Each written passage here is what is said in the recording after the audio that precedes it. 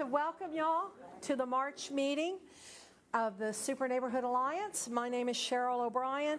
This is Amy Den, the secretary up front. Keith Downey, the vice chair, sends his regards and is not feeling well and is not here tonight. We want to make sure that everyone has signed in. It's critically important that you sign in so your neighborhood gets recognized as being here. So let's just kind of go around the room very quickly and just your name and who you're representing. Cheryl O'Brien, Braeswood, number 32. Jeez, you're it. Gina Sylvester, Redburn, Super Neighborhood 30. Jordan Frazier with Councilmember Sally Alcorn's office. Lindsay Williams, 64 and 88. Hi, good evening. My name is Maria Bolaños, and I'm with Commissioner Adrian Garcia's office. My name is Pedro. I'm not a delegate, but I'm in Greater Super Heights Neighborhood 15. I'm Doug Smith, Super Neighborhood 2580. Paula Marshall with proposed Super Neighborhood 45.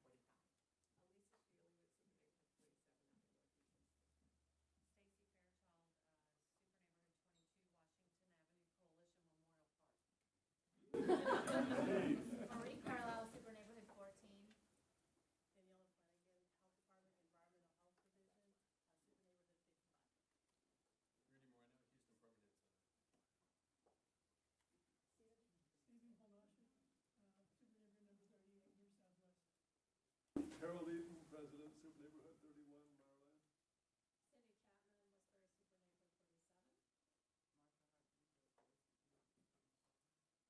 Cindy Chapman, Westbury Super Neighborhood 47. Tomorrow Bell, McGregor Super Neighborhood 83. Ken Rogers, Greater Third Ward, Super Neighborhood 67. So why don't we start back here then along the wall?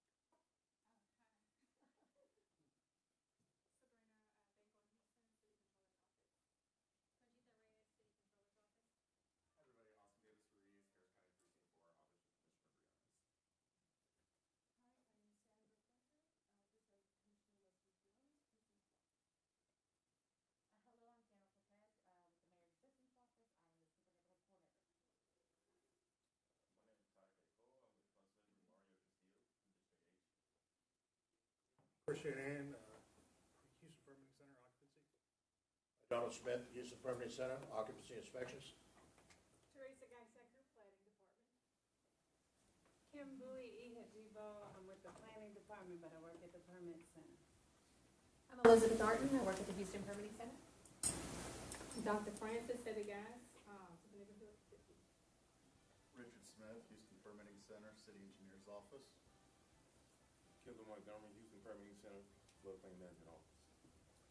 Damon Crenshaw, City of Houston Legal Department. Grace Chandler, I'm about to say Super Neighborhood.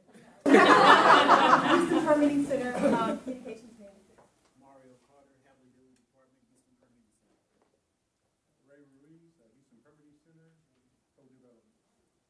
Cody Johnson, Houston West Chamber of Commerce. I do public affairs.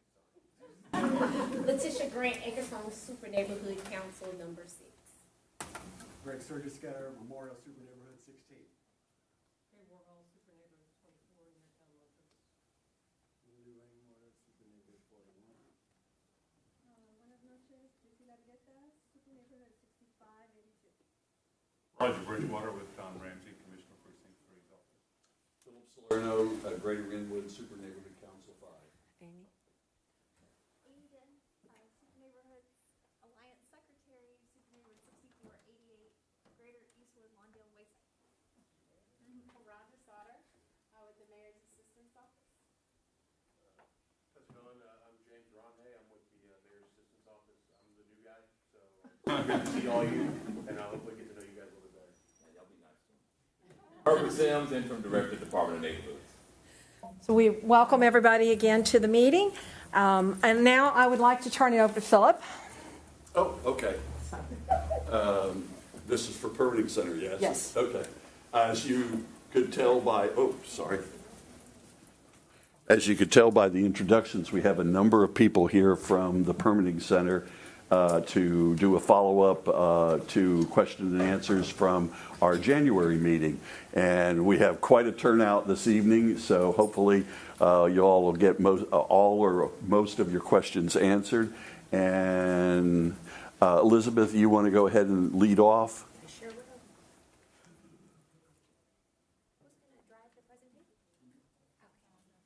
Just let you know when to advance. Right, and then you kind of need to be aware the mic can pick you up, but we want to be able to see your face. Do you really? I guess I can lounge. How's that?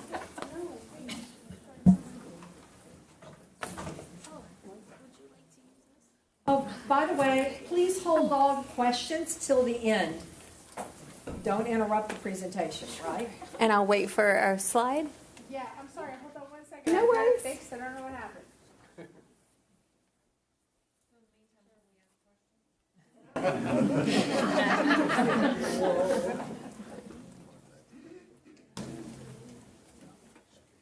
We can see it on the little computer here.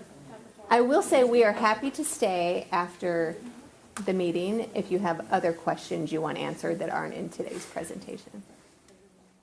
Aha, here it comes. Here it is. All right. Well, good evening. Thanks for having us back. Permitting Center was here in January, and you know you were a good guest when they invite you back in March. So we're very happy to be here. Thank you to Philip Salerno with Greater Inwood. He worked with us closely to help figure out what our agenda would be tonight, gathered some of your submitted questions. So special thank you to you too, Philip. So have a lot of subject matter experts today. My name is Elizabeth Orton. I'm an assistant director at the Permitting Center. Know nothing about the code. I am not an engineer. I manage all the exciting things like communications and online customer support and open records and all the exciting things that you guys don't want to hear about tonight. But I also have a lot of subject matter experts with me tonight. I've got Grace Chandler, who is our communications manager. We have Damon Crenshaw with the legal department, who's going to talk about deed restrictions tonight. I also have a lot from Office of the City Engineer. So we have our city engineer. We have Kendall Montgomery with the floodplain office. And then we also have several subject matter experts from building code enforcement from our investigations group. So they'll be here to answer some of those scenarios and questions also. Next slide. So we include this slide in every one of our presentations. Houston Public Works really does build a strong foundation for Houston to thrive. And these 5 to Thrive values is how we show up every day with respect, with ownership, with communication, with integrity and teamwork. We like to say this is how we rock it when we come to work, but it's an important part of who we are as a department, and we include it in every presentation that we share. So next slide. So those who weren't here in January, a little bit of background on the Permitting Center. We opened in 2011. We are home to over 700 city employees from 6 different city departments. So I'll share a little bit more about that in a second. But all of us together regulate construction activity through permitting, plan review, inspections to ensure compliance with building codes and life safety standards. And then some of our partners regulate public health and consumer safety. So next slide. This will show you some of our business partners. So we are home to employees who represent not just Houston Public Works, but also Administration and Regulatory Affairs. We have Houston Police Department is housed there. The Houston Fire Department is there. Houston Health Department, and of course, Houston Planning Department. Interesting note, those last 3 are all involved in your plan review process. And then next slide. And then in addition to being a building that houses these 6 different departments, we are also a service line. So Houston Permitting Center, the building, Houston Permitting Center, the service line, which is one of the 5 service lines that's in Houston Public Works. So in that service line, you'll also find Houston Water, Customer Account Services, also represented at the Permitting Center. And then you have capital projects and transportation and drainage operations. So Office of the City Engineer is the first of our 3 main branches. I think of them as right-of-way construction. So you'll find things in engineering like traffic, utilities, engineering standards, floodplain management office. And then you have building code enforcement, which is what a lot of you are probably most familiar with. Your plan review, your permits, your inspections group, your code development, who works on code legislation as well. And then you have the business support group, my favorite because it's mine. And we do customer service and triage. We manage communications, open records and archiving, our workplace experience engagement. We also manage the building, and of course the website and online information. Next slide. All right, this is our current leadership team. As you can see, we're a little bit in transition. We've got a lot of interim roles up there, but you can certainly reach out to any of us directly with questions that you may have. Just wanted to include it to give you a reference for who's in your leadership team. Next slide. And here's our by the numbers. This is something that we're all very proud of. We use these numbers and this data to assist us with forecasting and modeling, to benchmark, to compare ourselves to other cities. We do, as you can see here, 871,000 inspections in the city of Houston in 1 year. We've sold 706,000 different types of permits. We have had 400,000 people have a digital impression of us through our website or online. We've also closed over 12,000 311 requests in the last year. So this is just a snapshot of some of our data. I would encourage you to visit us online and look for our interactive dashboard, which you can find on the homepage of our website to get more information and more data. So with that, I'm going to turn it over to Grace Chandler, who's our communications manager. She's going to talk a little bit about the website.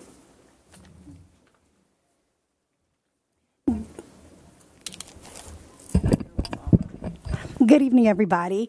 So, next slide. We're going to talk about some things that came up in our last meeting. One of them is a permit search. So on the website, if you go to houstonpermitting.org, and I'm going to kind of step away from the mic so everybody can hear me, and you go to here where it says search by the last 3 years or search by council district, you can pull up every permit that has gone into that. Next slide. When you pull it up, the most common used categories is going to be your project number, your job address, or your zip code. When you put that in, it'll tell you every permit that job has had, that zip code has had, or that project number has had. Next slide, please. This is what, oh, thank you. Yes, this is what the actual box looks like once you get there. So once you get into that area, you can... It's on. Okay. Yeah, once you get there, you can again go to that project number, the job address, and the zip code. Those are the most used categories to find what you are looking for.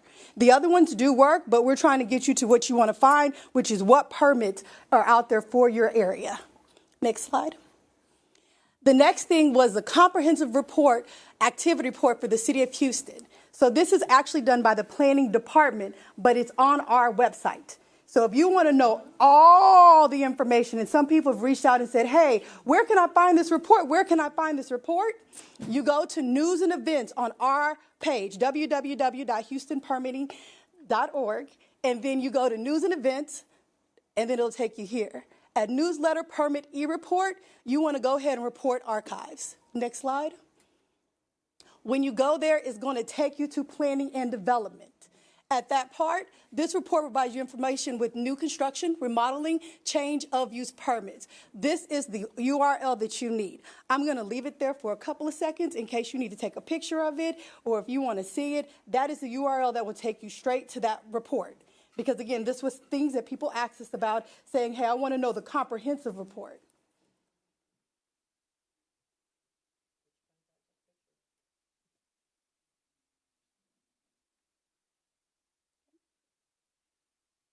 Next slide. So then we said, okay, the next thing is I can't reach anybody to know the status of my case number. I put in a case number with 311, and I've called and called and called, and I still have nobody is talking to me, and I don't know what's going on with my case number. So if you go to 311 investigations, there is a little drop box that says status. Click it. All you need is your case number, and they will give you information.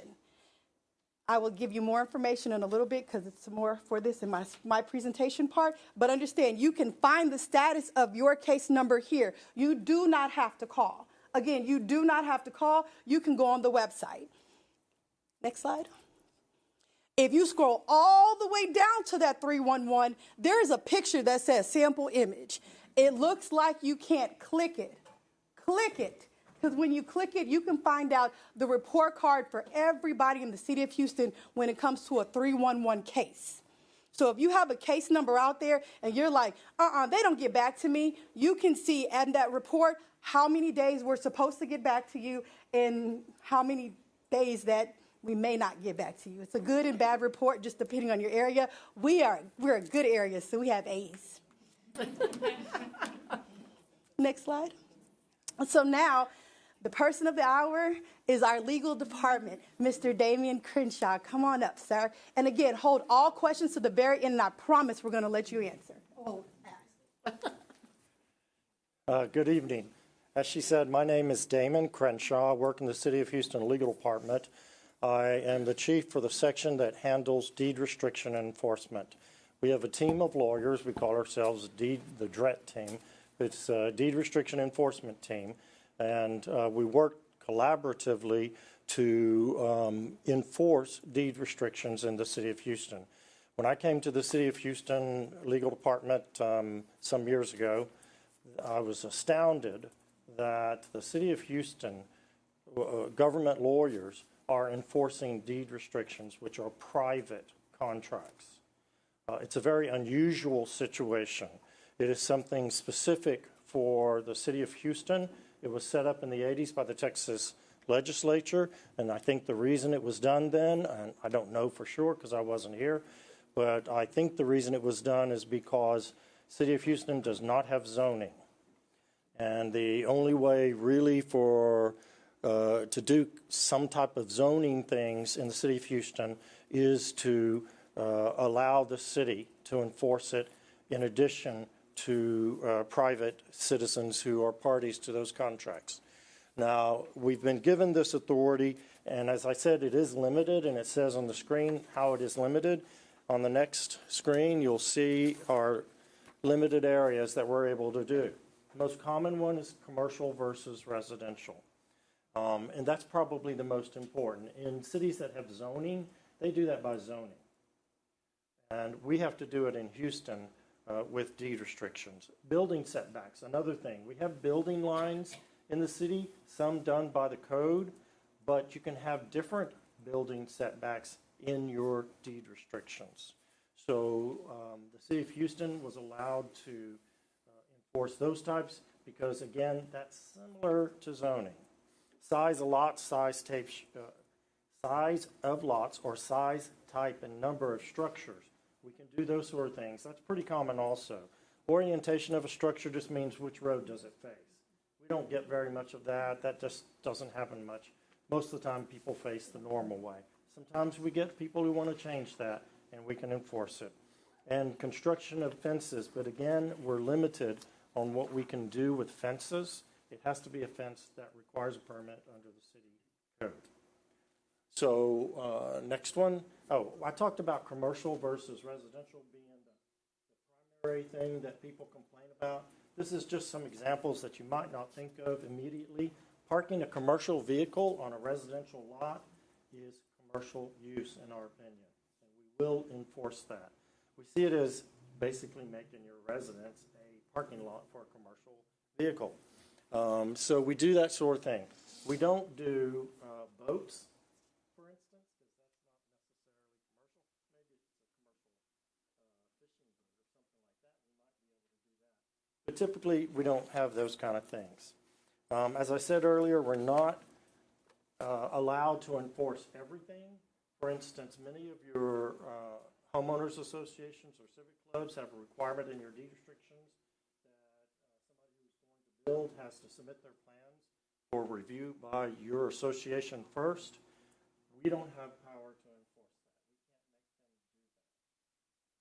We can't make them do that. But hopefully they will come to you. That's something that you, in your neighborhoods, need to work with everybody in your neighborhood to make sure those sort of things are happening.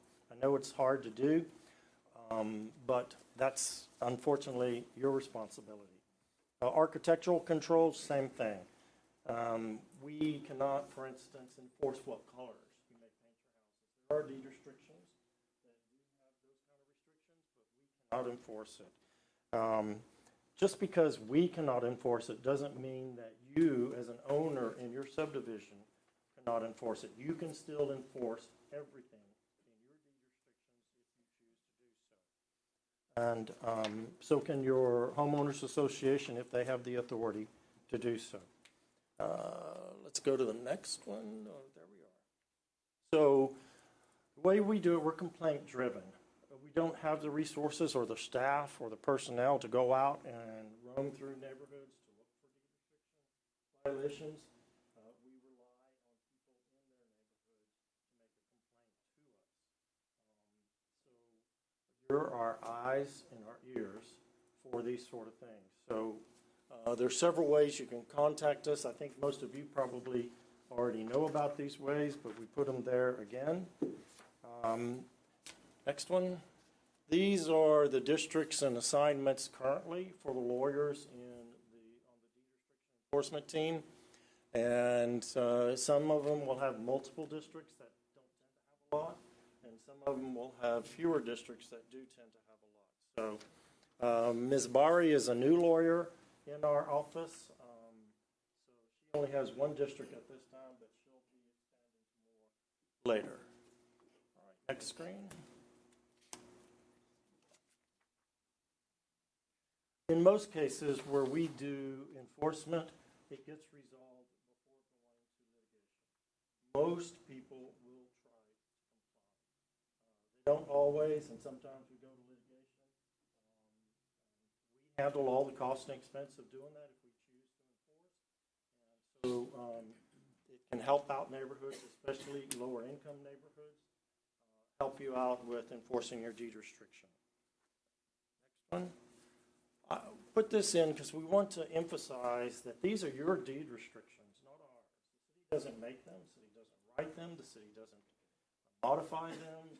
All we can do is limited enforcement of deed restrictions. So we suggest that, you'll notice here, it's written there twice, consult with a lawyer. It's really important to consult with a lawyer to get your deed restrictions the way you all want them to be. And I keep saying your deed restrictions because they are yours. They're not ours. We will try to help to enforce them if we can, but they are yours. If we're not able to enforce, next screen, there are some things that the city of Houston can do. For instance, weeds and abandoned cars and houses and things like that. You may have it in your deed restrictions about weeds and grass and lawn care and all that sort of thing. We can't enforce that as a deed restriction. However, the Department of Neighborhoods, Mr. Sims, he was right back here. Herbert Sims, he's the director of that department. That department can deal with high weed issues, abandoned houses, dangerous buildings, and that sort of thing. Construction without permits, we will refer that to HPW, and they will talk about that in a little bit. Bandit signs, a different section of the legal department actually deals with bandit signs. So there are some things that can be done outside of the realm of deed restriction enforcement that you might be concerned with. But that's just a few little touches on deed restrictions that we do. I just want to reiterate to everybody that if you notice 311 is on there a lot, please make sure that you call 311 and you go ahead and put your project or your investigation or whatever your concern is. And again, you can check the status of that online as well as make that phone call. Online will get you a very quick response. You just put in that case number and they will tell you exactly what's happening with it. Next slide. So now I'm going to bring up from our floodplain management office, Kendall Montgomery.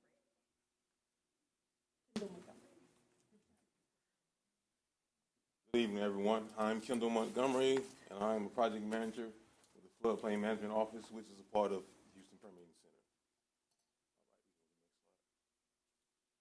So, Floodplain Management Office, we handle all development within the city of Houston floodplain. That's our jurisdiction. So anything that's within the city of Houston's floodplain, a special flood hazard area, we oversee that construction development,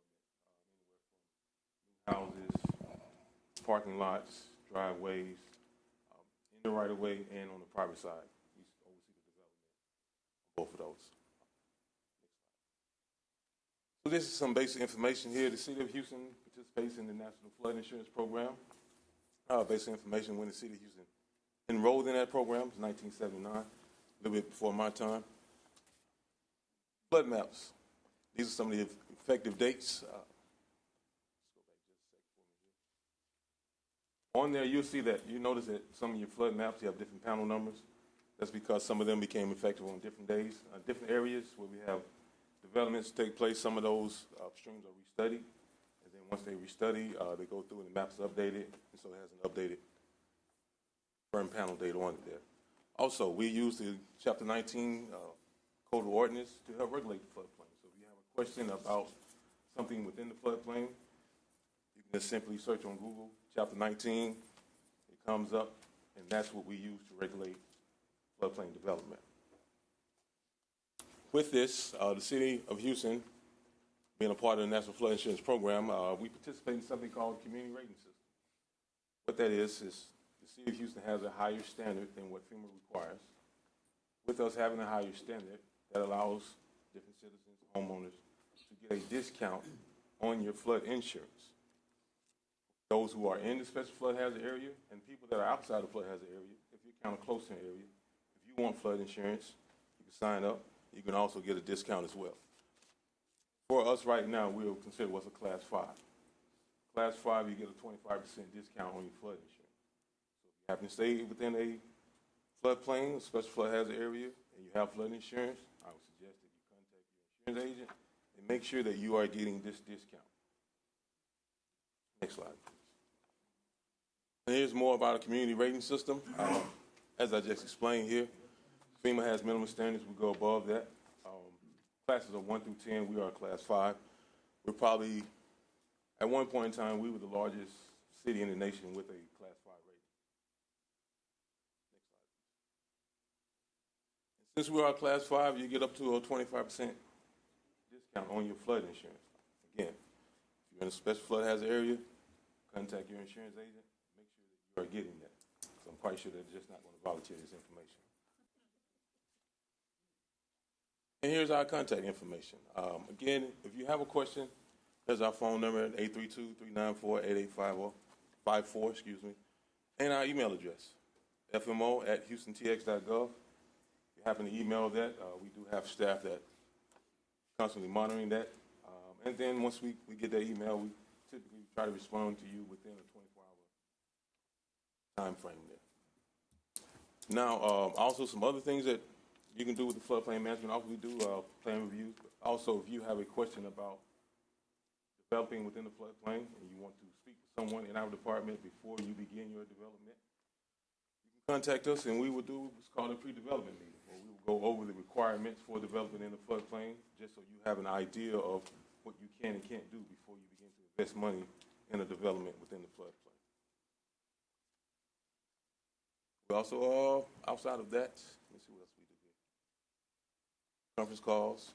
If you have a problem about your plan review, you can call us and we try to get back with you on it. Well, we will get with you via phone call, Teams meeting, email, however you feel is comfortable. And I believe that will be it for my part. We're not done yet. We're not done yet. Almost. But next slide. We do have some scenario questions. Some of these are going to be repeat from our first presentation, and some of them are going to be new, meaning we're trying to answer as many questions as we could from the first one as possible. But again, we did bring our team of expert panel experts, and I said expert twice, to try to answer as many questions. Now, if you have an offline question, please note that we will be here after the presentation to help you with your very cool question that you have, and we want to be able to help you as much as possible. Okay? So the first thing, someone reports under permitted work being performed. The project gets tagged. The contractor owner rips up the notice of violation and work continues. What are the repercussions? Many people see none. Why bother going through the permitting process? The purpose of the building code enforcement is to ensure life safety and buildings are constructed per City of Houston construction codes. The repercussions are court citations, aka tickets. The regular procedures are the office checks on tagged projects every 2 weeks, and then, no.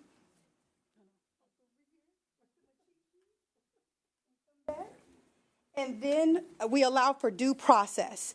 But if you see it happening, please report to 311. Even if you take a video of it, they have to see it visually. They have to see it. So just please continue to report to 311, and it is being monitored. Next one. How does the permitting office verify deed restrictions? What verification is done if someone merely checks no to the question of whether it is or not their deed restrictions? Okay.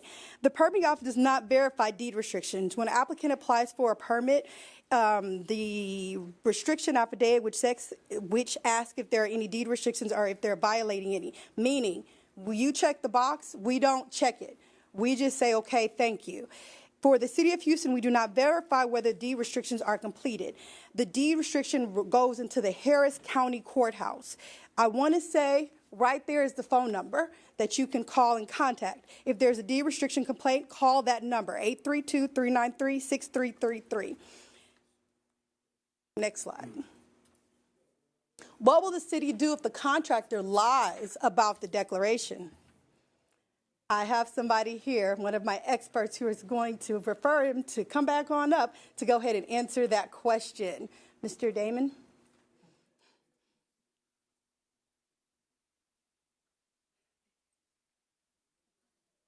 All right, typically we don't know that they have lied on the declaration or put in false information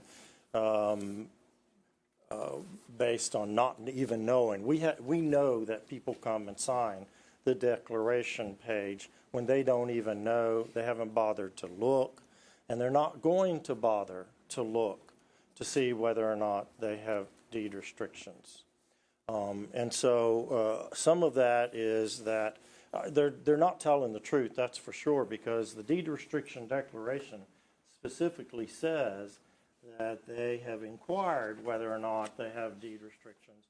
And then it specifically says that they have determined they're not in violation of their deed restrictions. But we talked to people and they said, oh, I didn't even know what that meant. They just signed it. So that's a problem. We don't hear about it unless we get a complaint, and then we start our investigation process. So if you think that somebody has falsely filled out the declarations form and that they are violating a deed restriction issue that we can handle, one of those 5 areas that I mentioned before, make a complaint. We will look into the declarations. There's nothing in the ordinance that says they get a fine.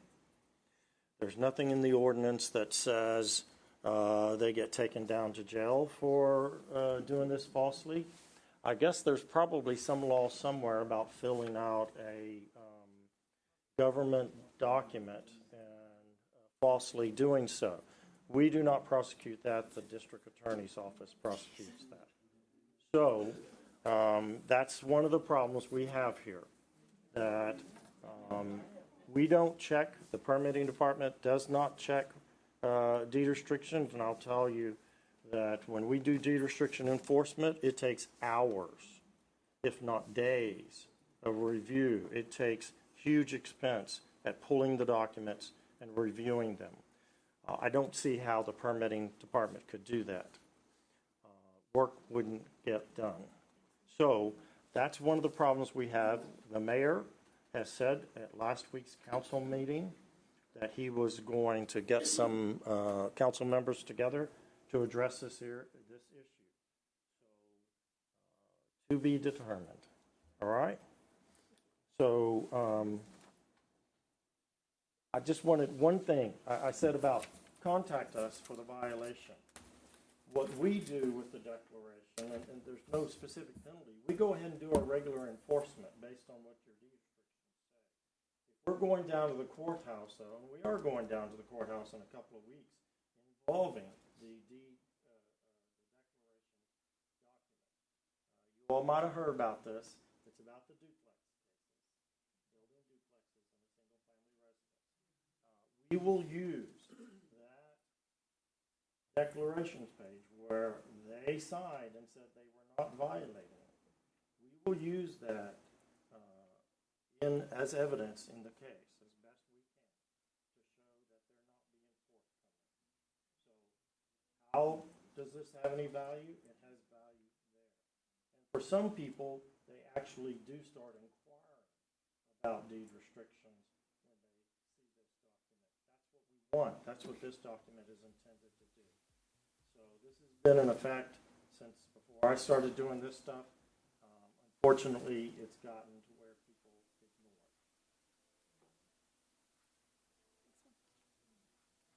How many citations have been resolved without going to court? How many have gone to court within a calendar year?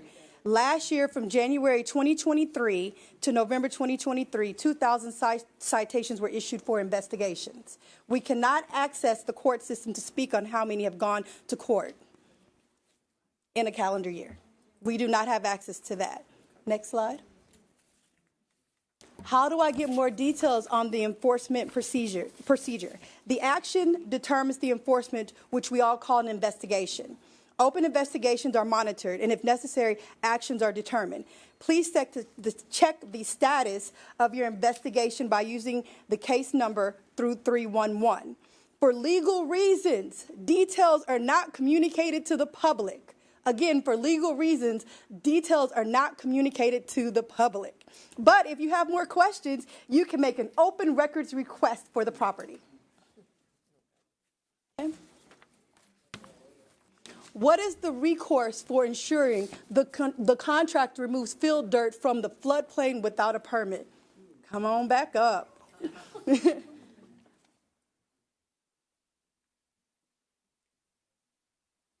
So the recourse for this is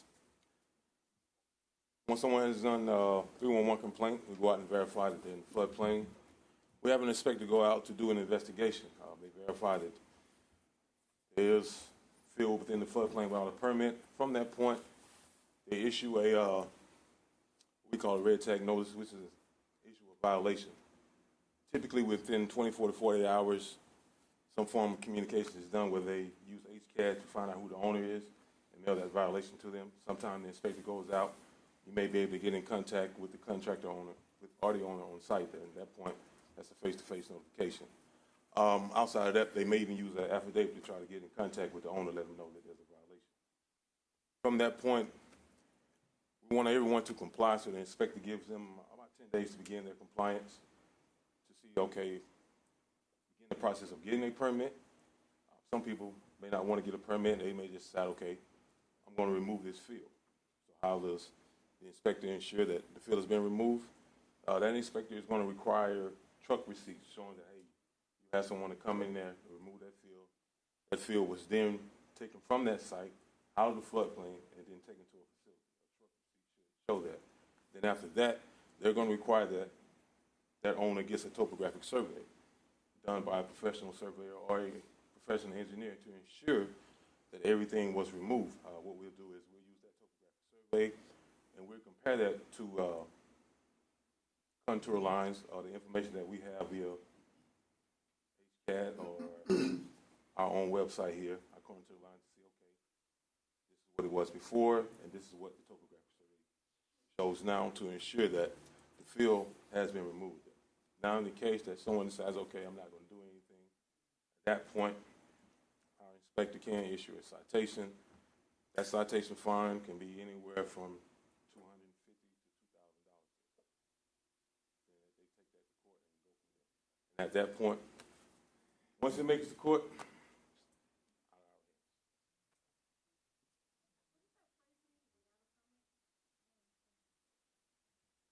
what is the recourse for ensuring the contractor remove field dirt from the floodplain without a permit? Meaning that they brought field into that site without a permit. Yes. Okay. So if you need to contact us, here you go. You can use your phone to use any of those QR codes, which will take you to Facebook, Twitter X, Instagram, YouTube. YouTube has all of the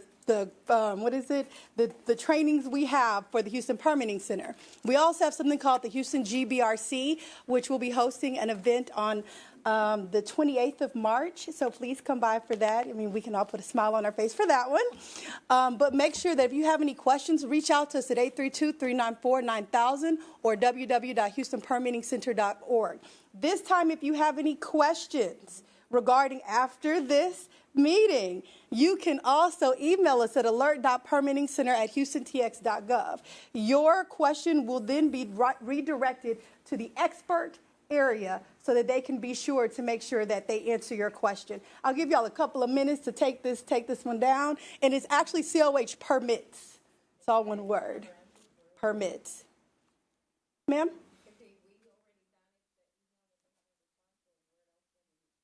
To that email, because there was a different one the last time.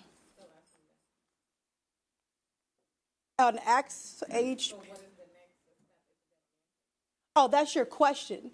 Oh, if you go to www.houstonpermittingcenter.org, we have live chat. So you can always chat with somebody right then in person, like chat away, and I promise you it's going to get to the right person. And if you still can't get to anybody and you really, really need to reach us, dial 832-394-9000, and then you will get to somebody between the hours of 8 and 5. It is a customer service representative there. Yes. At this point, okay.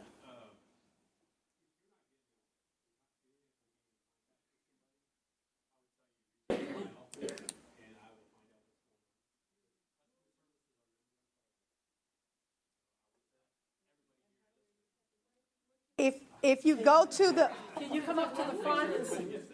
Also, if you go to the www.houstonpermittingcenter.org, you go down to the, I want to say, frequently used list, there is a contact number, a whole page. Rudy's number's on there, Byron's number's on there, Elizabeth's number's on there. Can you go back to that org chart and let me take a picture?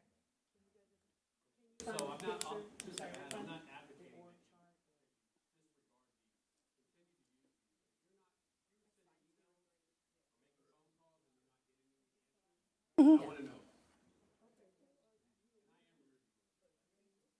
Yes. All right, if you have a question, please come up to the front so that everybody can hear. They're going right now back to the org chart so that you can see it again. Yes. Y'all can sign up, line up, and come up to the front because we can't all hear.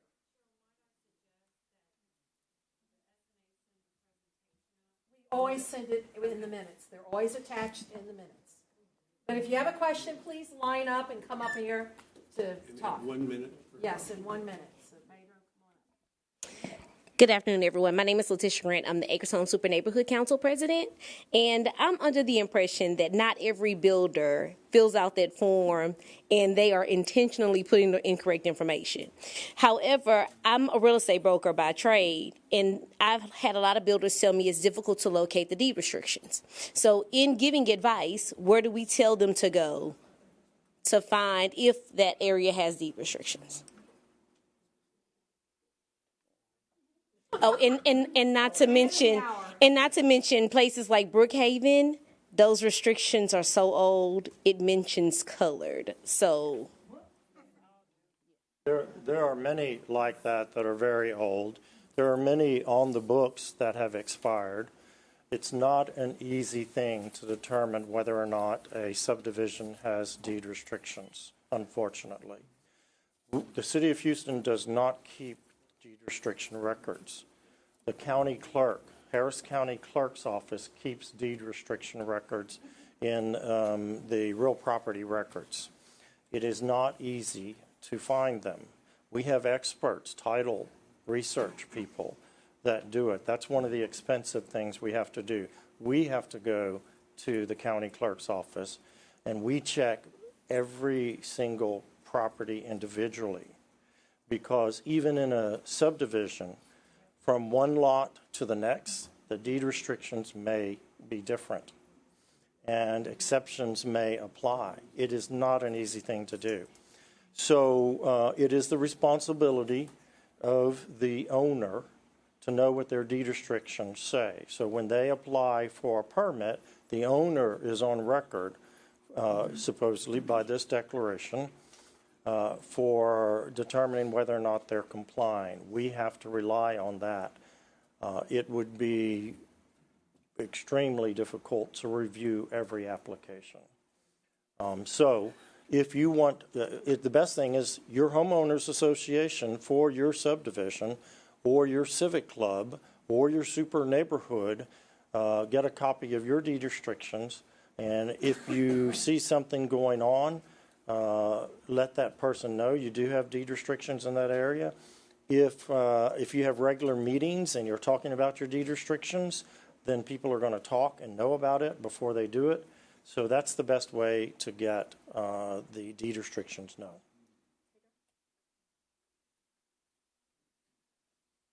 My name is Pedro. I live in a greater neighborhood, Super Heights 15, and some of our neighborhoods are historically protected, and some of them have deed restrictions. Some of our none of us are homeowners associations. They're all civic clubs. Some of us have lawyers on retainer. And I guess my question is, if we needed assistance to enforce a deed restriction, could we come to the city, or will we have to rely on the lawyers that we have?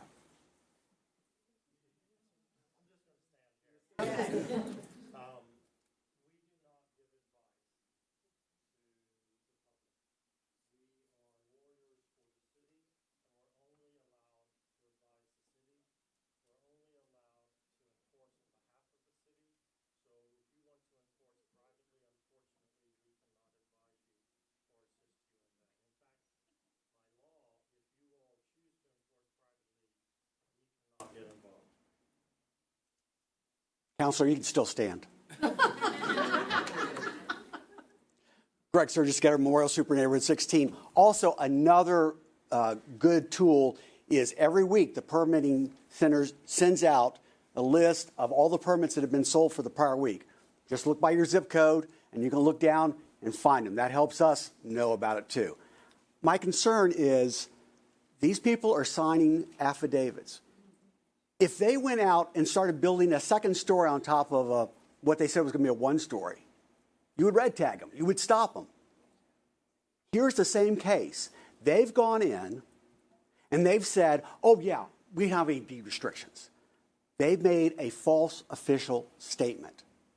But it has no teeth, it seems like, because nobody's willing to enforce it. So I hope the mayor is going to look at doing something like that. Because at this point, nothing's being done. They can sign it all day long. So I really hope that you look at that. Thank you. Vicki Martin, Super Neighborhood 4950. Hey, David, we talked on some things. The question is, when they fill out the affidavit to state that there are deed restrictions, what about having them to have a letter from the HOA or the Civic Club as a requirement to state that there are deed restrictions or they're not? And if they don't have the letter and they can't produce it, then perhaps there's not. So that'll put the responsibility back on them. And the other question is, I know we're sitting in the back, but in speaking to your office, there are 5 items that you all can enforce from your department. Can you verbally mention those 5 items? We will be sending y'all going to send a thing? Okay, and there's no time limit. You all, your response is they have a reasonable time to correct it. We have people living in RVs and trailers on residential property, and it not only violates our deed restriction, it violates the city ordinance because you're not supposed to reside in a trailer or RV unless it's in a designated trailer park.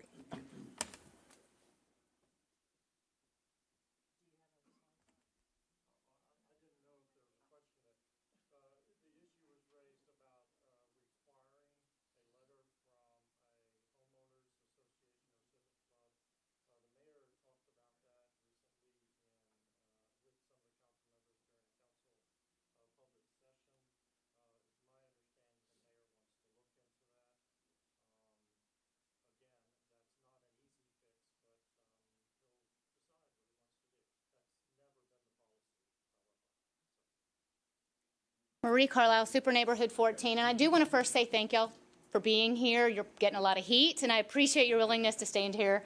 I'm going to switch topics though a little bit. You posted a statistic saying that there were 706,000 permits last year, and I really don't know who this should be addressed to, and 871,000 inspections. To me, that seems very low on the inspection side. That's an average of 1 For most of them, there's 23% that would have 2 inspections. And given all the problems that we have with enforcement, not just deed restriction enforcement, but floodplain fill, I live next to property that has 3 foot of fill brought onto it without a permit, and that fill still sits here a year and a half later. So can somebody explain to me why those numbers are so low and we're not seeing more inspections coming through to ensure that permits are complied with?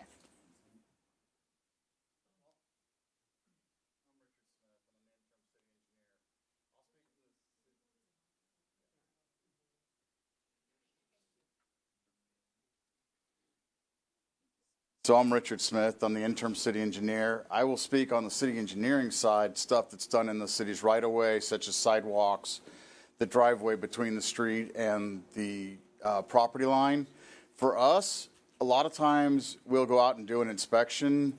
If it doesn't pass or for some reason it's some minor change that the developer needs to fix, such as we've had some where the forms have only been like 4 inches tall instead of 6. The inspector will just note it as being as failing or not meeting the requirements and not necessarily consider it as an inspection. Because they may come back, they may schedule to come back the next day, they may schedule to come back later that afternoon and give the developer or the builder a chance to fix it. So a lot of times you won't see that there was 2 or 3 inspections. You'll only see that there was 1 inspection that they improved on.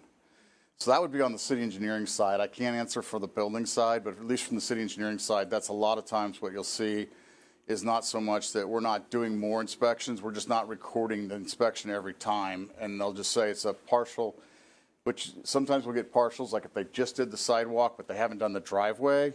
So then you would see a partial inspection, and then we may come back and final the driveway. And that would be 2 inspections for 2 permits versus, you know, and like I said, they may have been there 3 times to do that.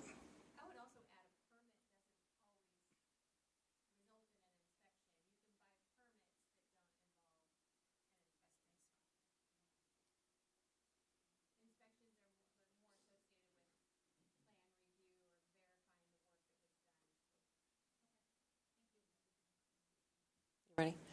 Can everybody hear me? Thank you for being here the second time in a couple of months.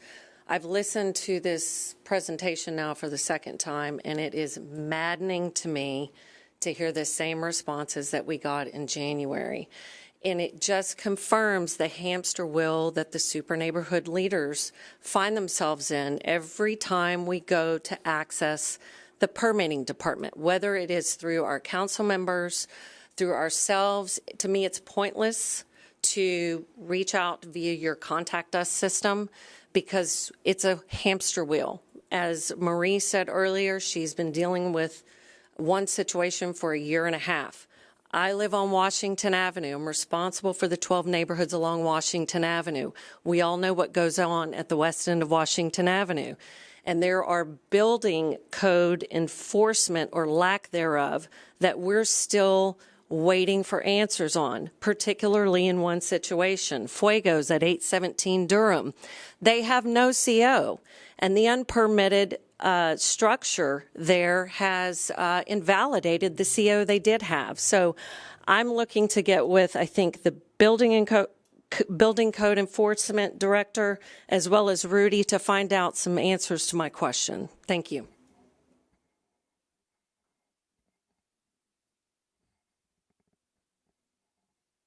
After the presentation, Hi, my name is Eliza Ruiz. I'm from the, nice to meet you. I'm from the 3rd Ward. I came because I'm desperate. Our problem are not in regards of, buildings or land or none of that. It's a different problem, which I'm not going to bring it up here. But it seems what I hear is that the burden of fixing things or, getting help from the city is a hamster wheel, like she said. So I think that the mentality of putting the burden on us, it needs to change. We need solutions. We need, in my opinion, what I hear here and with the problem that we have been dealing for 3 years, there's no real solution. Put it on us, and it doesn't get anywhere. Citations, you go to the court, it gets dismissed or it gets reset, and it never gets to the point.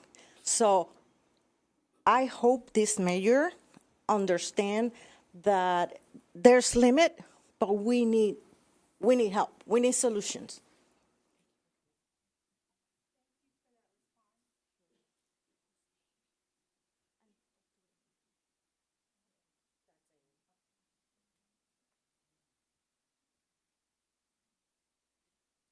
Well, again, thank you everybody for all your questions today.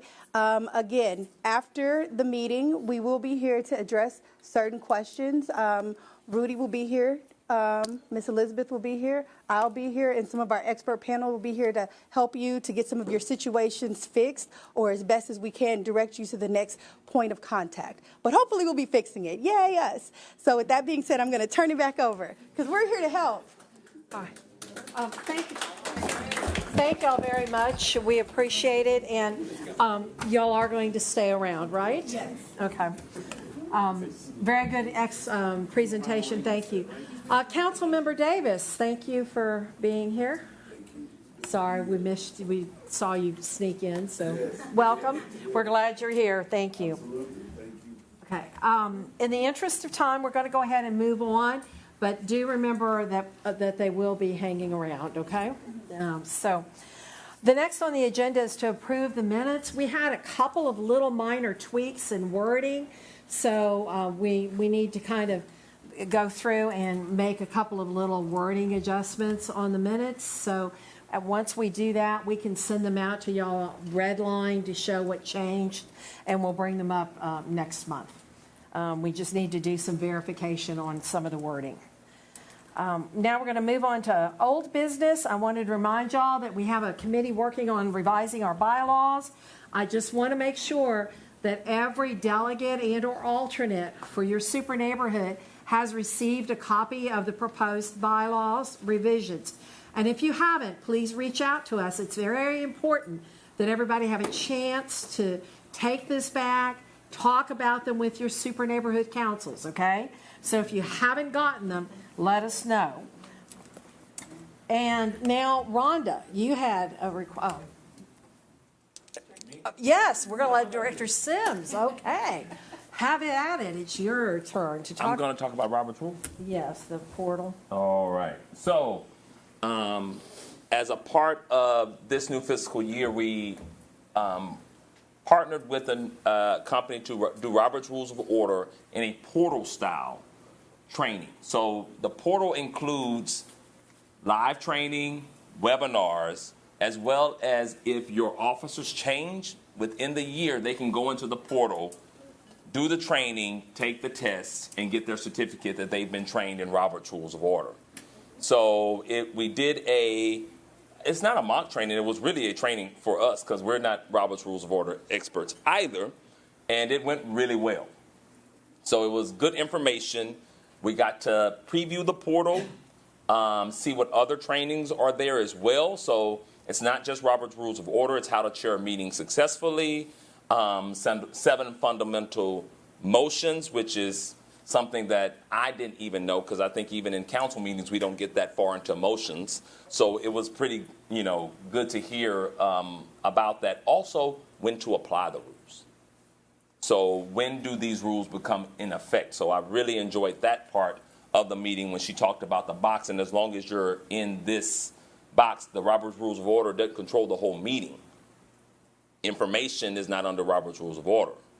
So it's only when that motion comes up, that vote comes up, is when you're in that house, now we got to use these rules. So I don't want to spill the beans on everything she taught us, but as you can see, I learned something. So it's money well spent, and I think I try to be a good steward of the taxpayer's dollars. So it was very good training, and so that will be rolling out this month. We sent the last pieces of information to them this week. I know that Mark and Jared were corresponding. So that will be rolled out this month through the MAO website.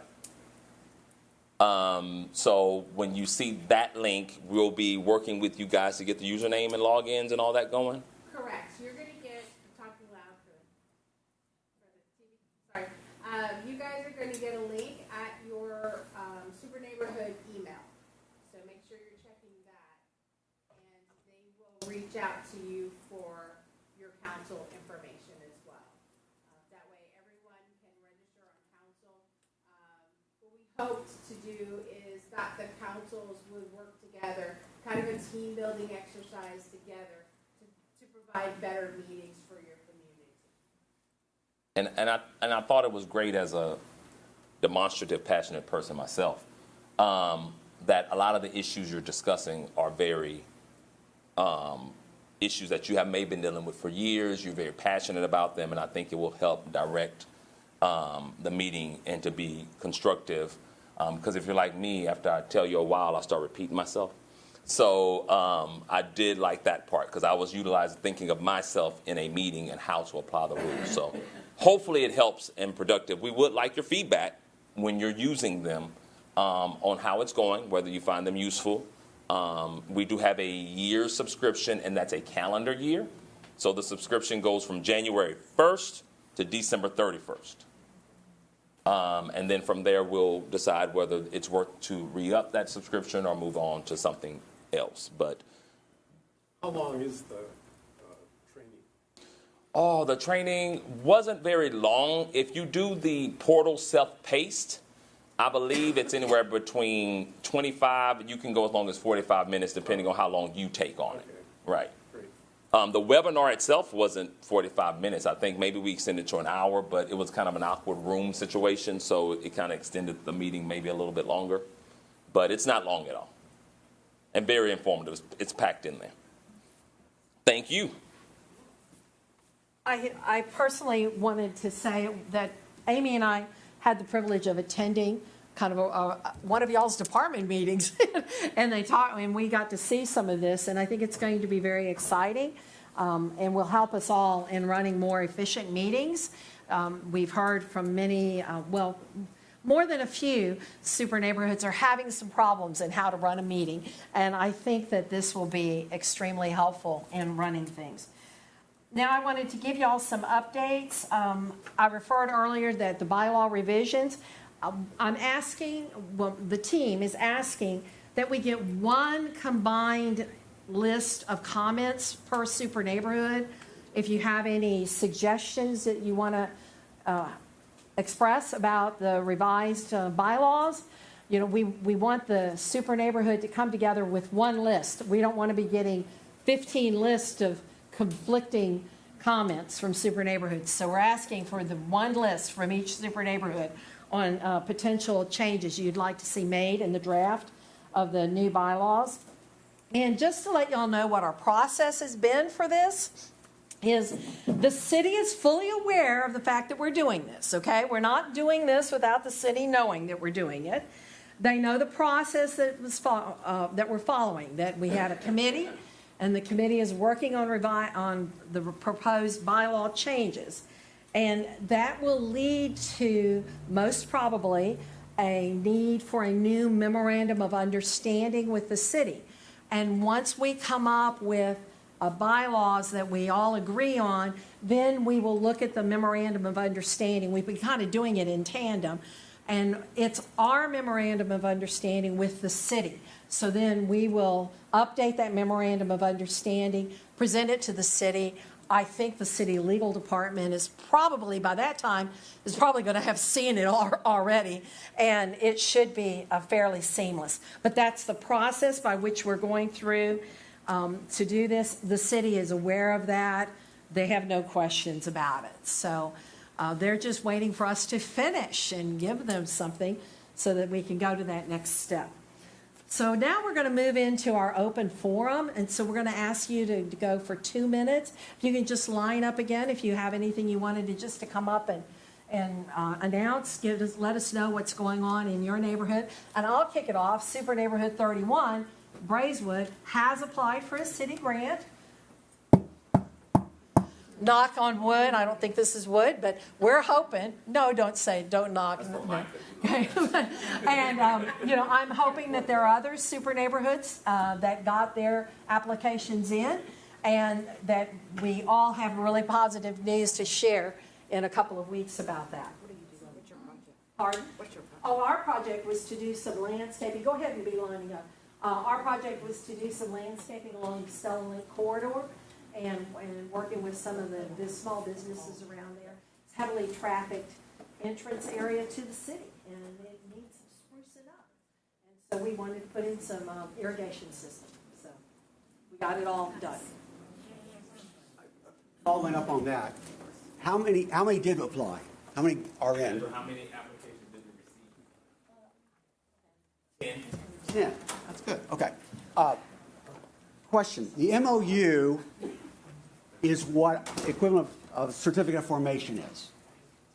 That you cannot have, our bylaws cannot contradict that, the MOU. So to me, I asked this over a week ago, and I haven't had a response yet. Why are we not looking at the MOU first, getting that in order? Because we know with the guidelines, we had no input at all on that. Because then if we get the bylaws in place, and then which ones are applicable for the memorandum of understanding, which ones are in conflict, which ones will be in conflict, what do we have to go back to the bylaws and amend them once again? To me, it's putting the cart before the horse. I think we ought to be looking at the MOU first, with the bylaws in the background of that. Okay, as I said, we're doing it in tandem. We've got the memorandum of understanding here, we have the bylaws here, and as we're going through and looking at this, we are looking at both. And it's a circle in our mind. Do y'all have anything y'all wanted to throw in from the city side? No, I mean, we're well aware that the committee is working on both. We have no problem with their process. But we haven't seen any of the MOU stuff. And the bylaws, at least, is an internal, that's within us. The MOU, we have to deal with the city. And if the city says, no, you can't do that, then we have to go back to the drawing board on the bylaws again. Why are we doing that? To me, let's work on the MOU, get that in place. I hear you. And I then am working with the Super Neighborhood Alliance Board, and we are comfortable. we are the board. We are working with. Okay, I'm saying, no, we're the board. We're working with Super Neighborhood Council. We are the council. She's working with the committee that was formed to deal with this. And who's on the that city- committee? And the city and we have 5 members. Is it 5 members, Amy? It's never been put in. At least. On the committee, yes. Well, it's never been, we never know who they were. Would you like to, people who are on the committee? I'm on the committee, and Keith, and Keith is on the committee. He's Okay, not here. yeah, I know, I appreciate that he's ill So, tonight. And Ricky Cardenas, who's not here tonight, is on the committee. And And Naomi. the people from the city were at the first meeting. And People were so- asked if they wanted to be, if I recall it correctly, everyone was asked if you wanted to be on the committee. Right. So you had that choice. So if you didn't choose to do that, then obviously you're not on the committee. But what they're saying is, and I guess what I'm understanding is that they're working tandemly at the same time.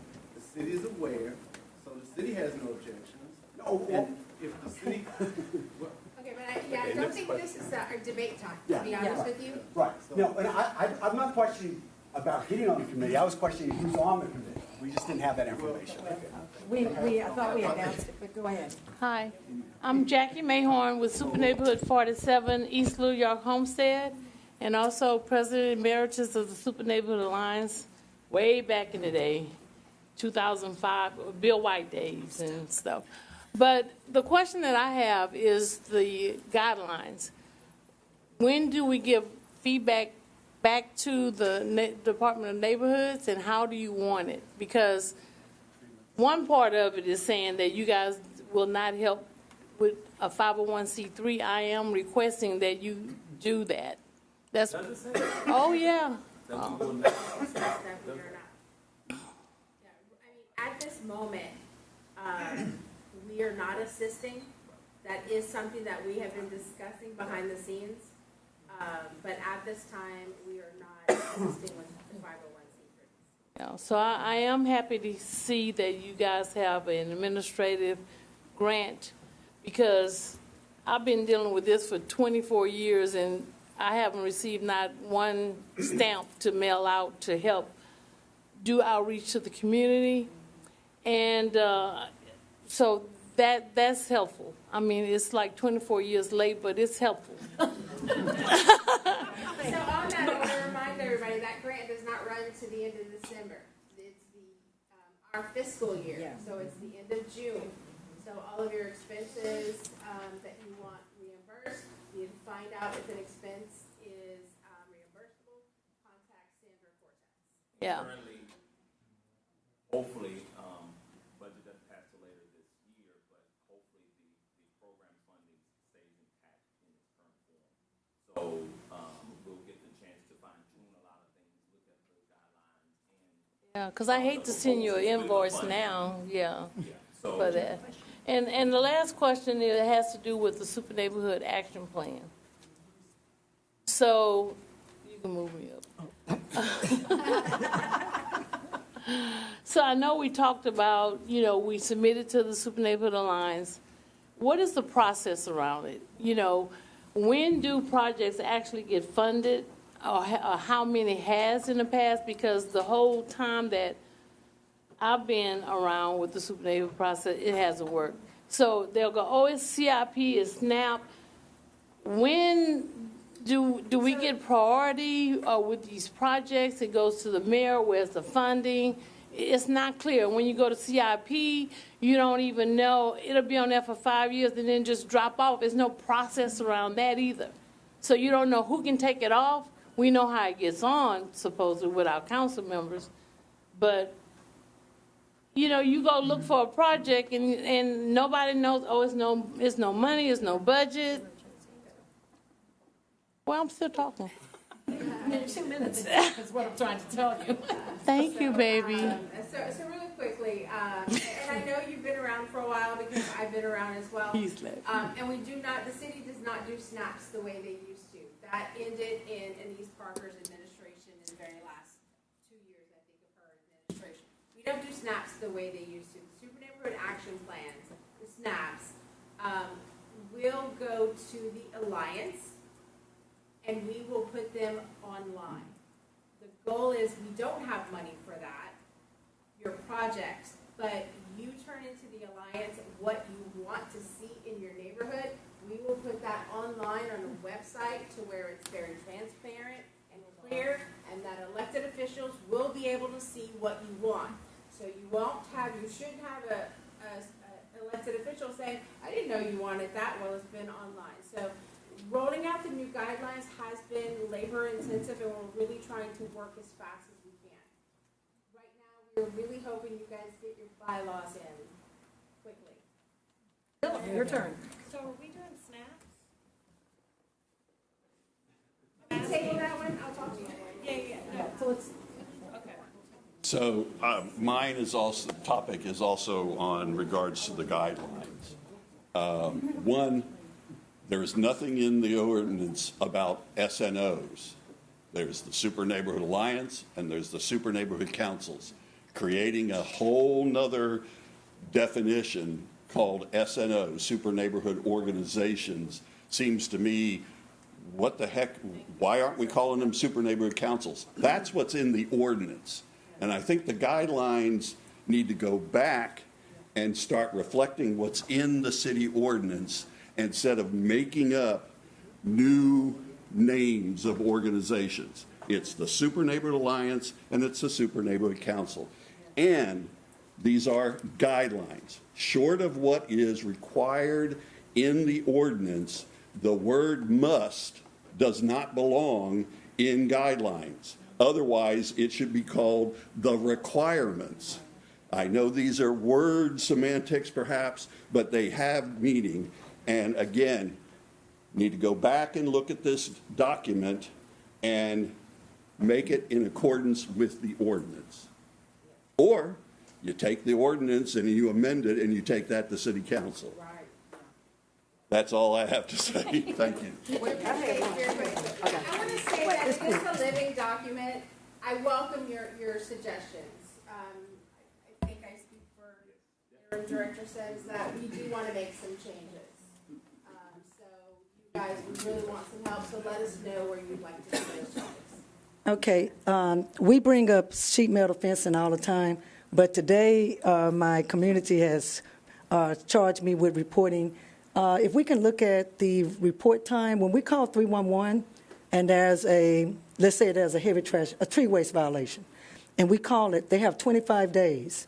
So what happens is, today is our pickup day. So if someone puts something out tomorrow and we report it tomorrow, the 25 days, there's a pickup within that 25 days. So the person that's violating never gets the message. Because when the city goes out, the inspector says, traveled out to the property, no violation cited, because there's been a pickup. So can we look at shortening those days or something? Because just the fact that they got the report, put a warning or something, because we had a guy to put out 3 toilets in August, 3 toilets in September, and 3 toilets in October, because no one's telling him to stop. Thank you. And I did talk to Director Woodfork about it on Saturday, because as you know, solid waste has their inspectors are in charge of that now. So we did talk about that on Saturday. Any other super neighborhood announcements? Then we have public officials here and other departments. Anybody care to come up and share? Yes, ma'am. Can I get an answer to my question about how do we change the guidelines, submit changes to the guidelines? Just send it to Sandra. Yeah, she said to send it to Sandra. Sandra Cortez. So, I'll say hi. come on. Sure. Don't be shy. I'm not. Just reintroducing myself, Jordan Frazier with Councilmember Sally Alcorn's office. I just want to reiterate what Damon in the legal department had said about this conversation at City Council last week about deed restrictions and permitting and the affidavit. It's been something that Councilmember Alcorn has been talking about for at least 3 years now, so we're really hoping to see some changes and to work with the legal department on that. I thought it was interesting how he said that there isn't a fee if you're found falsifying the document, so maybe that's a hefty fine might help. We'll see. Money talks. Yes, it's council break week, but you know we're around, and I'll follow up on that comment about Ms. Martin made about the 25 days, because that's something we see a lot. But happy to answer any questions at the end. Good. Good evening. Well, first of all, for some of you who know me, some that may not, I'm Willie Davis. I'm the at-large councilman, at-large 2. I'm happy to be here, and when I got the email, I wanted to make sure that I was here to hear. Let me just give you a little bit, and then I'll just be seated. I'm very, very concerned about all of what I'm hearing in regards to super neighborhoods in many communities. I've also, it relates to Houston Public Works. I've had conversation with both Elizabeth and Rudy in terms of Houston Public Works, and I want to let you know that, listen, all of us hearing everything, those of us on the campaign trail about the issues and the concerns of everyone, and I'm here tonight because I am certainly interested in it. I also want to say that many of us may or may not be aware, so many questions is about the education of, civic clubs, deed restrictions, and council have heard much of that over the past weeks about the concerns of permitting. Houston Public Works, most of you know, is on demand. I mean, there's like 100, probably somewhere close to maybe 150 shortage.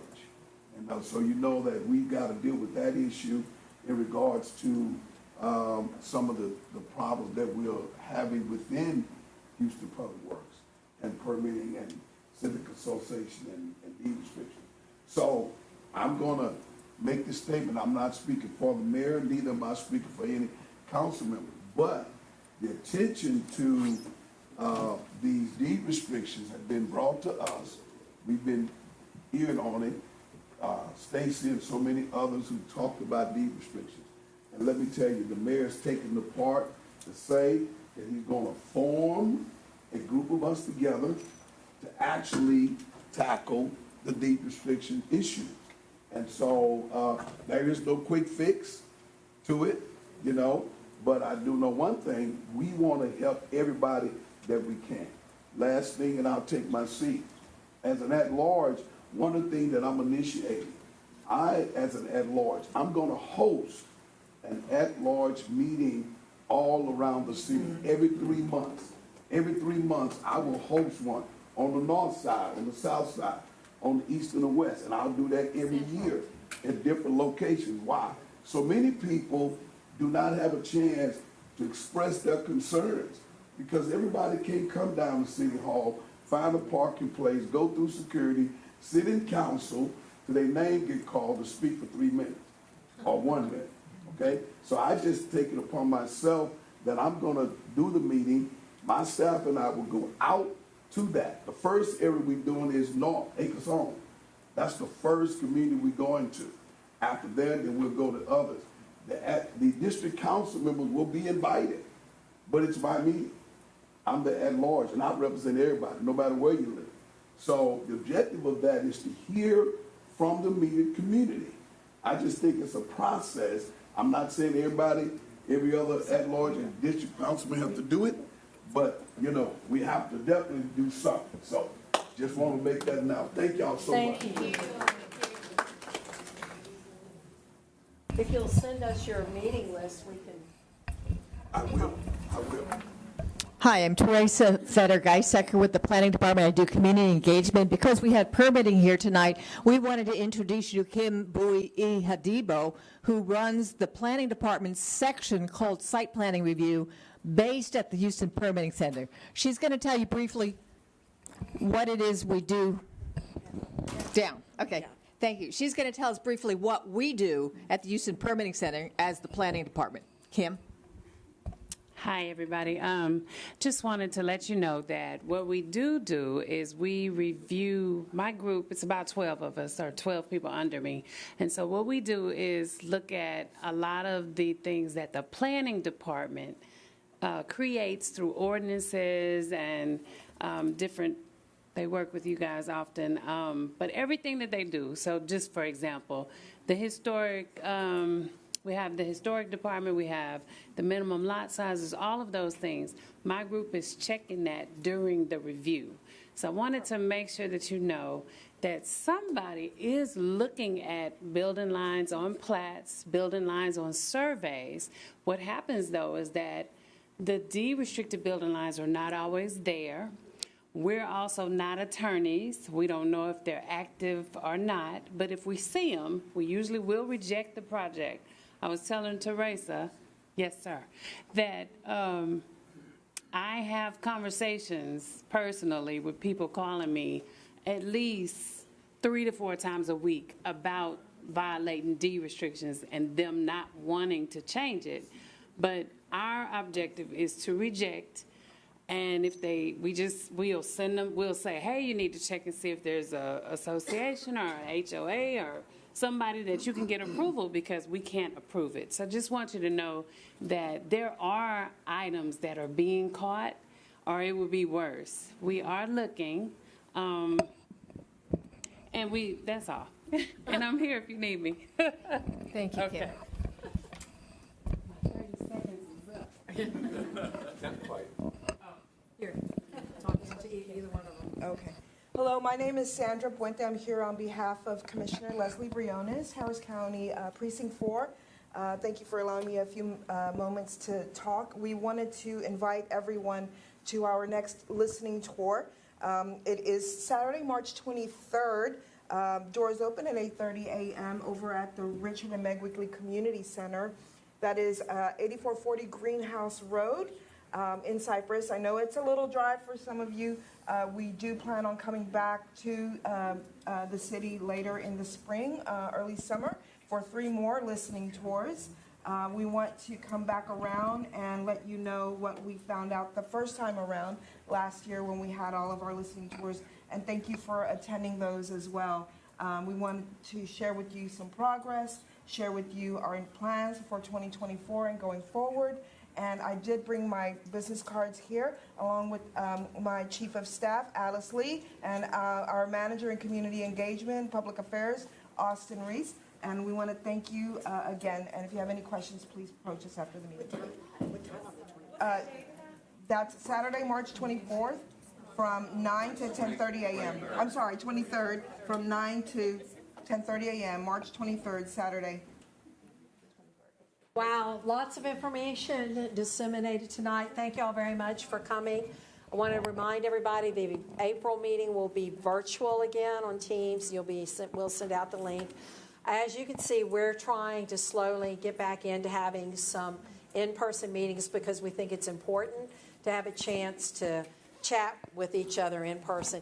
Thank you, Permitting Office. Thank you all very much. It's 8 o'clock. Our time is up, so I hereby declare the meeting adjourned. Thanks, y'all. See you in April.